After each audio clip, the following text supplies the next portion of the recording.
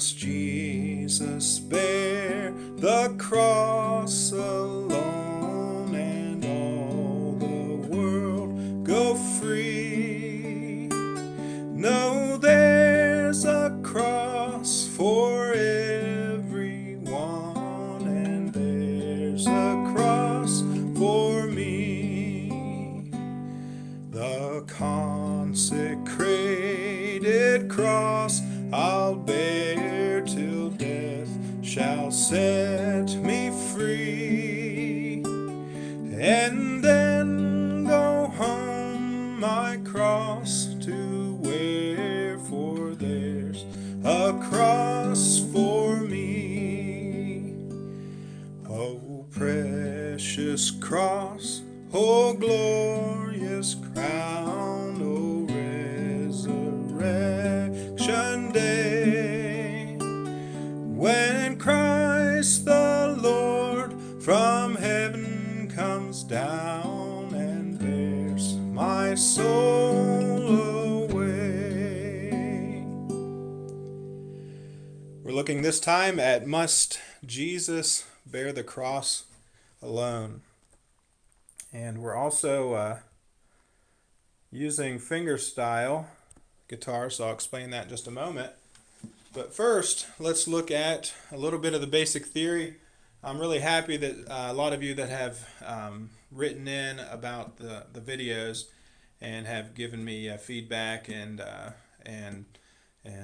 encouraged me to keep doing it, have said that you like this portion of the video, and I'm glad. I wasn't sure if people would want to hear this or not, but I think it's good for us to try to learn a little bit about it so that we can be skillful musicians.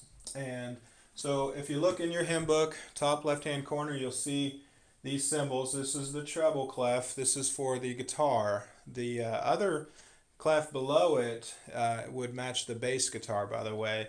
Has kind of like a shape like that, and then a couple of dots beside it. That's your bass clef. But this is for the 6-string guitar, and you'll notice that here you have 4 flat cymbals, and this tells us the key signature. And the trick for this is the flat cymbal to the right, go all the way to the right, and come back 1, and that will give you your key signature. So that's on the A line, F-A-C-E. So on the A line, it's a flat, so this is A flat. That's your key, A flat. In order to play an A flat, you use a capo on the 1st fret with the G chord, okay? If you do that, that'll make your G chord sound like an A flat major. Then you have the 6/4. This is the time signature, and the top number is what's important to us, and it is telling us that there are 6 counts per measure. And that's important because that tells us what to do with our right hand. So time signature tells us what to do with our right hand, our hand that's playing here on the guitar, okay, in front of the sound hole. And the key signature tells us what to do with our left hand or our fretting hand. So it tells us what to do with the chords. Now you have 6 counts per measure, so we need to fill that in with our right hand and what we're playing. And the bottom 4 means the quarter note gets 1 count, but that's not important to us really. We don't really need to know that. And here I have written out in tabulature. Tabulature, you'll know that you're looking at that when you see 6 lines. So standard music notation has 5 lines, tab has 6. And each line is assigned to a string on the guitar. This is your biggest string, your 6th string. This is your smallest or thinnest string, the 1st string. And so if it's a 3 on the 6th string, it's telling you to put your finger on the 3rd fret. If it's a 0 on the 3rd string here, that tells you to play the 3rd string open. 2nd string open, 1st string on the 3rd fret. So this is a G chord. This is my pattern that will work for 6/4 time, or it will work for 6/8 time. You play this pattern and it goes 1, 2, 3, 4, 5, 6, and then repeats. 1, 2, 3, 4, 5, 6. And then I have written below here, you'll see T-I-M-A-M-I. Now what's that? T is your thumb. I, index. M, middle. A is this finger. your ring finger, but that A stands for that. So it's T-I-M-A. So for the first count, we're going to play with our thumb. Second count with our index. Third count with our middle. Fourth count with the ring finger. Fifth count middle. Sixth index. Like that. And the way that that sounds, I'll demonstrate that. It's like this.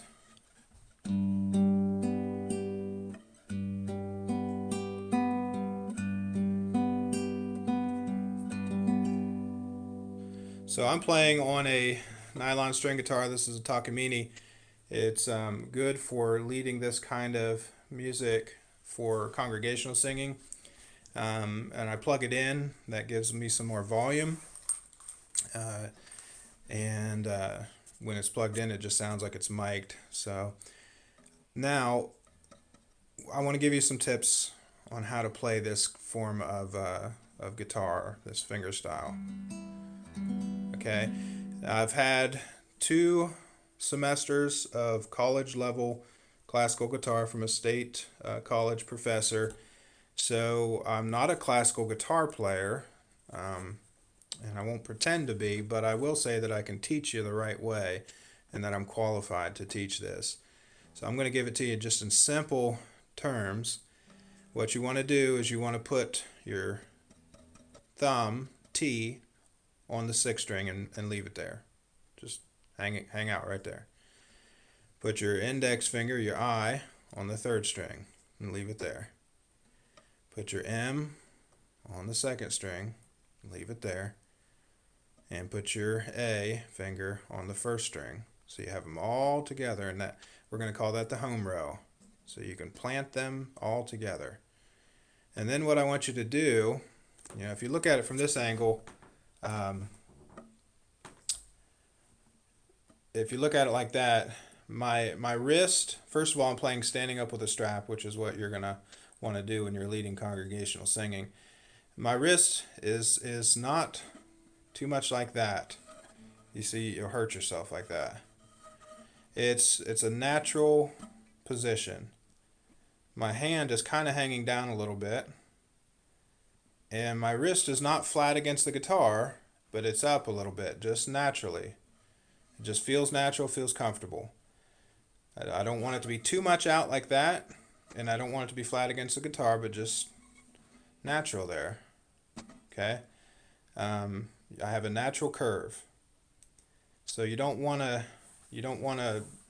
go too much like that or with your wrist out too much because you'll hurt your hand. That's the reason why I'm saying that. And so, again, I'm not a classical guitarist. Please don't judge me or make fun of me if you are. This is a good position if you're standing up with a strap, and this will keep folks from hurting their wrist and getting carpal tunnel. You want to be relaxed when you play like this. Just relax, okay? And you can sit at your couch with a little classical guitar, a little maybe a Takamine like this, and you can practice this. And just get comfortable and just practice putting your fingers down in the home row position like that. The P-I-M-A.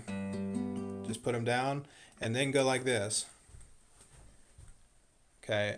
Put them down, plant, then play, and just pull your fingers in towards the center of your hand.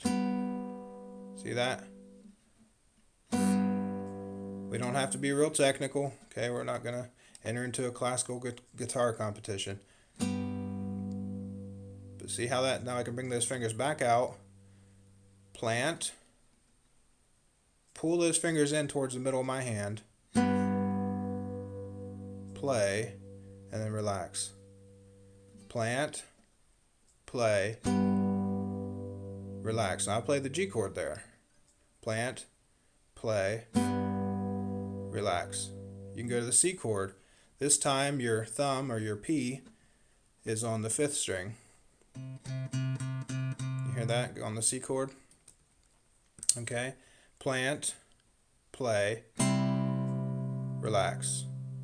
Plant, play, relax. Plant. And you want to see if you can hear all 4 strings clearly.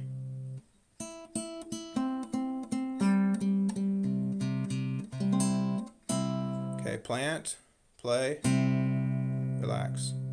And you just practice that over and over and again on your couch. On the D chord, it's the thumb on the fourth string. That's your root note, your bass note. And you just plant in your home row, play, relax. Plant, play, relax. Do that. You'll teach your hand muscle memory. You'll teach yourself to relax when you're playing. It'll get you comfortable. I'm not going to talk too much about how your fingers should be on the strings. Just do what feels natural to you. Okay? You want to be pushing down on the strings. You don't want to be plucking up. You don't want to be snapping it. You just want to put your fingers on there. Squeeze them toward the center of your hand and relax. You'll make the sound. That's your D chord. Alright? Back at the G chord, or you don't have to put anything down. You can just not use your left hand, give it a break, and just put your fingers in your home row like that. P-I-M-A. Just put them all down. And then go thumb first. P. The other ones are still on the strings. I. The other ones are still on the strings. M. The A is still there on the string. And then A. Do that again. Plant. Plant. Play. Relax. Plant. Play. Just pulling my finger in toward the center of my hand. Relax. Plant. You can do that over and over again. Slow is fast. You're just trying to teach yourself muscle memory.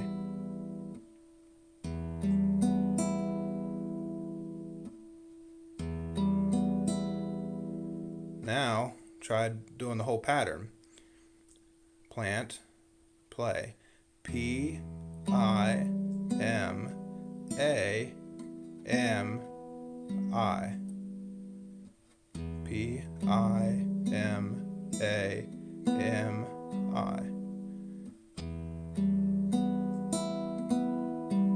1, 2, 3, 4, 5, 6. 2, 3, 4, 5, 6. Plant. 3, 4, 5, 6. And each time you plant, but basically when I say plant, I'm playing with my thumb, but I'm planting the other fingers. Watch. Plant. 2, 3, 4, 5, 6. Plant. 3, 4, 5, 6. Plant. 3, 4. Now that planting, that gives you stability when you're standing, especially. It gives you stability so you have confidence underneath your fingers that you're putting your fingers in the right place. That is the right way to do it. It is worth taking the time to learn how to do that. That's basic guitar instruction. And I promise you that the rewards for putting in the time of doing that, just sitting on your couch watching the news, watching the whole mess going on in Israel and watching the way American college students are shamefully protesting against Israel. While you're doing that, you can just be learning guitar, and learning this skill of playing with your fingers. I think it's beautiful and it sounds great with congregational singing. If they can hear it, that's where plugging it in is important. Let's see. Now, what I want to do is I want to take you over here on this side of the board, and there are some chords that are used in this that you might have heard a different sound of what I was doing, and one of them is G over B. That's a G/B, and that means that the B is in the bass. The B is right here on that 5th string, 2nd fret. I have a little 2 beside it saying you should use your 2nd finger, and but that's wrong. What did I write that for? You should use your 1st finger.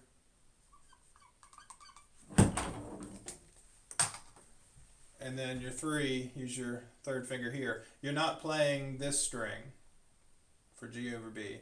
So B is in the bass here. Then here's one G over D. You put your 3rd finger here, and fretted on the 3rd fret on the 1st string, then these 3 are open. You're not using these 2. This right here is actually the D string, so that gives you the D note in the bass. So G over D. You're going to go from G over D to D7 in this song. And I have it written out here in tab to give you the tabulature for it. Okay, there, finally. All right, so hopefully you can see that tab.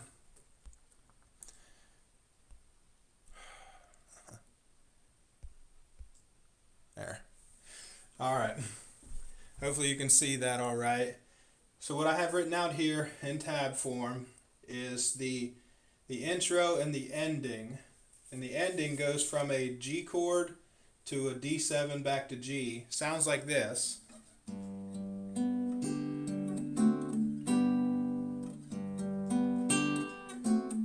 So what you have is you have 1, 2, 3, 4.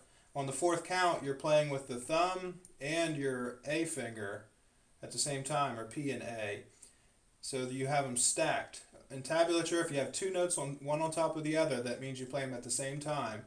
So you're going to play thumb and then your A finger right here, and it sounds like this. And then your index finger plays right here on the 3rd string open.